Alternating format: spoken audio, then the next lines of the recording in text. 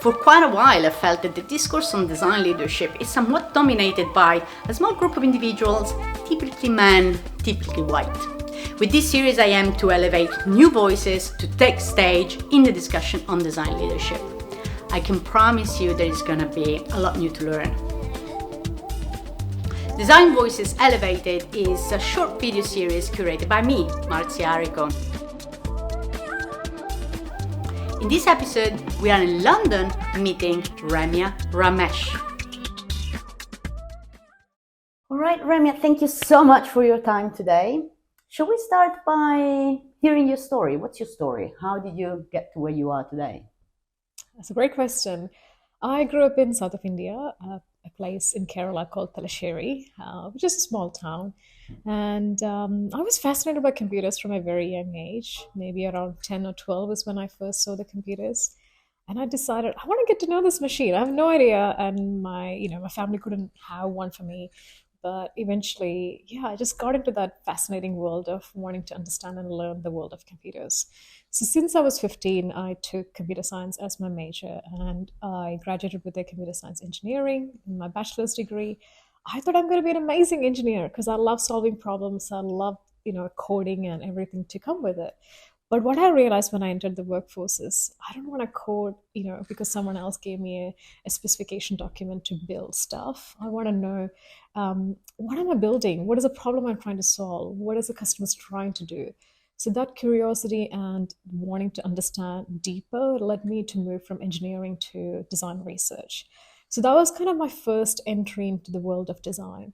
But I'm coming with no formal background or education in design. So I always struggled in my entire career identifying myself as a designer or a design leader because I was coming with zero, I guess, experience or background, but moving from engineering to design world.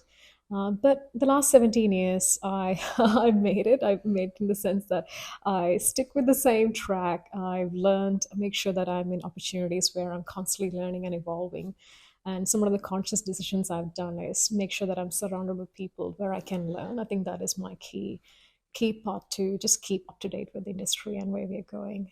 Today, I'm working for a global tech company, running one of their design teams based here in London, solving problems that we can scale to millions of users.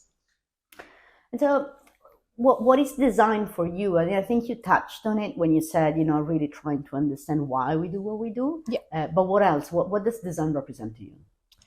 I guess the best way I could frame is borrowing a quote from an American designer called Charles Eames.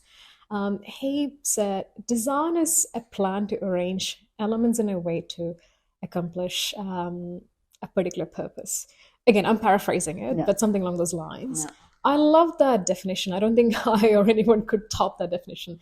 It's about arranging elements in a way to accomplish a certain task or a purpose. So you can apply that in a physical world, whether you're designing a space or a building or whatever that is, or you can apply that in a digital world where you're creating or developing an experience.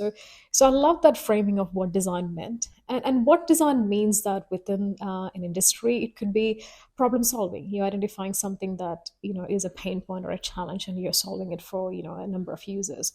Or it could be a process improvement where you are improving the way we work, where we collaborate, where we communicate.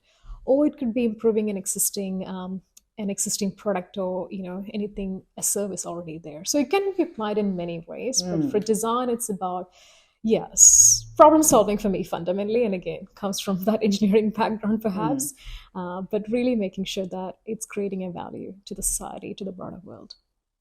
And what happens when you're applying design in an organizational context? I mean, I know that you have experienced different types of organizations of various sizes and in different countries. Like, what can design do in an organizational context to drive change, to offer a new spectrum of possibilities for the future? I think design is one of those powerful disciplines where we can bring a variety of perspectives together. I haven't seen that coming from any other disciplines or functions that I worked with. Design can bring voice of the customer or voice of whoever we are trying to solve to the business or to the forefront. Design can also look at things from a different altitude to see, are we solving the right problem? What is the impact of that problem to different users and stuff? Also, design can be used to completely reimagine something that we have today, or imagine a future that does not even exist today. So it's about, now a lot of our work is in the AI space. Some of the work that we are getting to do is not, it has not happened yet, and we are reimagining or imagining a vision, a future that it could happen in the next 5 years. So I feel like design is so powerful in a way that you could actually use it and morph it in any other way, in whichever way you want it as an organization. Could you give us an example when you use design to actually shift the way an organization does something? This example comes from one of my experiences back in Australia, where I was working for a smaller startup, doing a lot of work in the government space. So we were building websites for local councils or state departments, and the company was quite new, and we're still kind of figuring out what we want to deliver. But one of the things I noticed is in the market, especially in Australia, 1 in 5 Australians have some form of disability, and some of those disabilities are not visible. It could be a very passive disability, but they still have some form of disability to access a digital experience online. So one of the things I created at the time with my design team is to really bringing the importance of inclusive design, why we should design for everyone, not just consider something as an edge case. So this led me to create a digital accessibility working group within the organization, initially bringing experts to come and talk to us, helping us understand how we should build and why we should build the way we should build. And later, this turned into I guess, a unique value proposition for the product, which enabled us to scale our product to millions of users, as well as hundreds of state departments and government in Australia and overseas. So this showed me the power of something people overlooked when we first started, but coming from a design point of view, bringing the inclusive design as a tool, I was able to influence the stakeholders to create something that didn't exist. And later, that became the biggest value proposition for the company and the product to even enter new markets. For example, this is an Australian startup, but when we entered US as an international market for the first time, this was one of the biggest selling points. By the time we started working on it, governments across the world mandated that you cannot build a website that is not accessible for people. So we were kind of forefront in many ways in terms of creating that value and the product experience to make sure that people with vision impairments, people with cognitive disabilities are able to use our product because we have thought about it and we bake that into our product experience. So that could be an example, kind of ticks what you're asking. Yeah. Thanks. That's great. That's a great example. Um, what's one thing in your experience in your career that changed everything for you?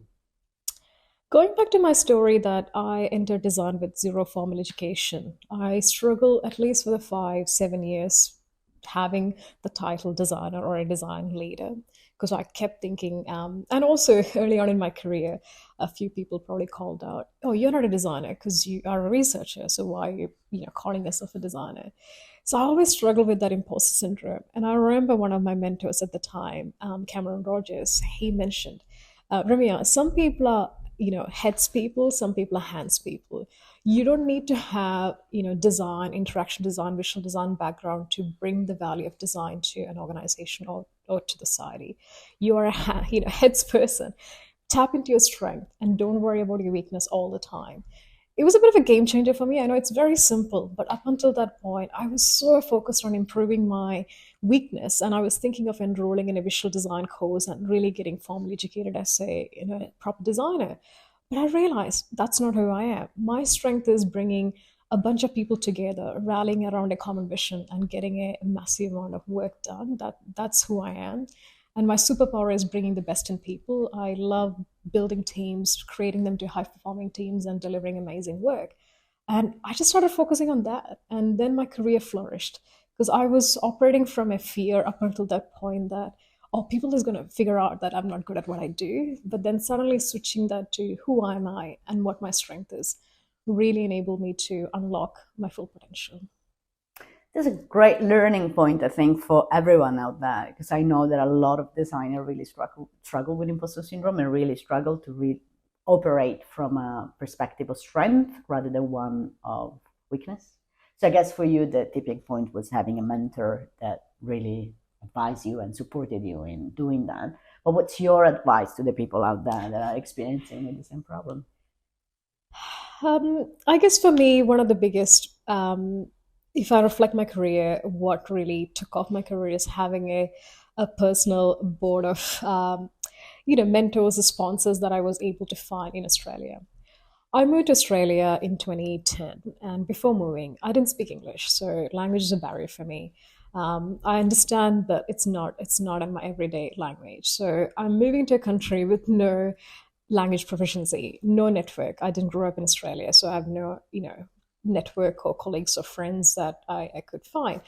Starting from there, I think one thing I think I've done well, if I reflect, is reaching out to people who are doing amazing things in the design space or in different, any other space, just so that I could learn from them. What was their story? What was their pathway? What did they learn? So I could accelerate my learning, my experience. And so I reached out to a bunch of people. I think I was constantly networking. I was constantly taking people out for a coffee. And I think this is my one advice to anyone out there. If you're beginning in your career, you're early in your design journey, don't shy away from asking someone that you met at a conference or an event or even LinkedIn. Reach out and say, hey, I came across your profile and here's the reason why I want to connect. I can assure you 7 out of 10 times that person will respond if you have been very intentional about why you're reaching out to them. So I just tapped into that networking and the power of connecting with people and constantly learning and evolving and applying that to my work or my personal life. So yeah, so I think having that board of mentors and sponsors is what I would attribute my success to. I guess the feature of the ability to really reaching out to people in an intentional way for meaningful relationship is one of the key features of great leaders, in my opinion. So it's a kind of a skill that you start developing at the beginning, but then you really keep for the rest of your career. And this connects me with my next question, which is, how do you lead by design? What does it mean to be a leader in design, leading by design?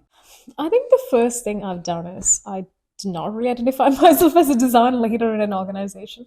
I'm a leader and I'm a business leader. That's how I say it. I think the minute I say I'm a design leader, I'm kind of stereotyping and putting Mm. myself in a box.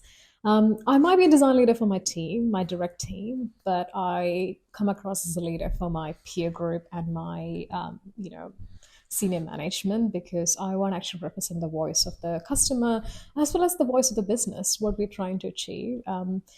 I think that enables me to speak the language my peers are speaking or my senior leaders are speaking, and that enabled me to have credibility with them in terms of they would take me seriously in many ways. Again, this came with experience. I didn't start my journey or my career with that mindset. I think early on in my mindset, it was about, oh, let's make sure my team delivers amazing work. And that's all I was focused on. And I was purely operating more from looking after my team, making sure we're shipping amazing stuff and delivering value to the company and beyond. But as I grew in my career and as I reached more senior positions, it's not about my team. It's about the collective win and how do we win together became my mantra. And this is where the design kind of came into play, where I'm really good at understanding multiple perspectives and seeing what each individual is trying to do in a leadership level, and how do we bring that together so that we can deliver something tangible. I think for me, that's leadership by and design in that sense, because I'm actually intentionally designing the way I show up, intentionally designing the way my interactions, investing in social capital. That means I'm intentionally meeting people who I know that I want to partner with so that we can do amazing things together. So that social currency enables me to do more, in many ways that I haven't thought through before by myself. My next question is, tell me one thing that you learned in your career that you really treasure. I think surround yourself by people where you can always learn new things. I can't remember how the exact quote said, but something along those lines of you're always the average of people you surround yourself with. So every time, whenever I'm interacting with people, whether personally or professionally, I'm always going with curiosity and open mindedness to understand um, who they are, what do they think, what can I learn from them, and also what can I bring to that conversation that could help that person. But it took me a while to get there. I wouldn't say that was something I naturally did when I entered the professional world. I think I always thought, oh, I was an expert in this coding or whatever. Or even when I was doing design, when I first became a manager, I was obsessed about the perfection and the details and everything that comes with it. I was a pretty bad manager when I started my career, hands down. It took me a lot of learning for me to let things go and giving the room for people to grow, and yeah, and learning from them, the reverse mentoring or reverse kind of learning opportunity rather than you are helping the team. That was something, it took me at least the first 5 years being a manager to learn and understand. So these days, my biggest asset is being that manager, giving the space for people to thrive, but also creating a safe space for them to fail so they can learn by doing and learn by failing and failing fast to, learn and make it better the next time. So that's been my biggest learning. Have you ever had a bad manager? And how did you deal with that? Because I know that a lot of people are that. I mean, I do design leadership coaching and design Yeah. practitioners coaching. So I coach a lot of Yeah. practitioners that have that are not yet in leadership Yeah. positions. And one of the big things that very often emerges is how do I deal with my manager that doesn't really understand what I'm Yeah. doing here, that doesn't really value me, that doesn't really give me space to grow. I wouldn't say I had bad managers as a throwaway word. I have managers where I felt like I wasn't learning, I Mm, wasn't being challenged, or they had traits that I would never bring to to a team by myself. So I think for me, it's about observing what best worked with each manager, and I would observe those attributes in my leadership style, and I reject what I do not want to take it with me. mm, So I guess my leadership style is obviously the people who supported me, who invested in me, who were my managers in many different companies and different continents. I worked in 3 different continents now and 5 or 6 different markets. So I always learn something different from each manager or each leader that I was lucky to work with. But yeah, I definitely didn't take a bunch of stuff, but I took a few things and I made it my own. Um, yeah, I think for me the biggest difference was I am a people first manager or a leader, whereas some of the managers that I worked probably optimized for the company or the yeah. product. I think that was the biggest difference, and it works for me as a people first leader. So I'm just still Mhm, going in that track. mm. Okay, what's one thing that you regret from your career and your experience, if anything? Yeah. Mm, Um, I mean, I don't know if I can frame I regret. I think it's about, again, a biggest learning is that being a people first leader or a manager, you invest so much in people, and you would want that person to be successfully grabbing any opportunity and growing their career. But I had situations in the past where some people that I invested very heavily didn't grab the opportunities that is ahead of them, and they just couldn't see it. So it talks about, you can take a host to water but not make them mm, drink. It's up mm, to the host to drink. Applying that to the situation, rather than pushing too much someone to grow or take an opportunity, my role as a leader is to create the space for them to grow and probably roughly show them where the opportunities are. But whether they grab it or not, it's up to them. I should have had a little bit of boundary in that sense. Again, it comes with experience. This is again going back to my early days when I was supporting a small team. I was hoping some of the team members would take certain opportunities and they flourish their career, but they never did. And sometimes I regret, but then I'm well, it's like, not really your it's not regret. my regret. But again, you question yourself: did I do my job, Right. correct? Yeah. And did I, was there something in me that didn't enable them to do their best, kind of Mm, thing? But some people genuinely does not believe in their own power, their own mm, confidence, so they were not confident in who they themselves were, contributed to that situation. Again, I think the regret or the learning is understanding the sunk cost. Yes, you mm, spend some time, but you don't have to invest more time mm, unless you're starting to see the person reacting to it. So let it go. It's fine. You have other people you want to invest and spend more energy in helping grow. mm. I have one last question, which is about the future. So, what must happen now, you reckon? Even the design has been around for a very long time, I still feel we are still maturing our craft and as a practice. And the reason being is I've been in the design industry for the last 17 years and worked in many different countries and markets. I always feel like a lot of time I'm just educating people around me, whether it's through showing the power of design and the value we could bring, and really bringing people on a journey.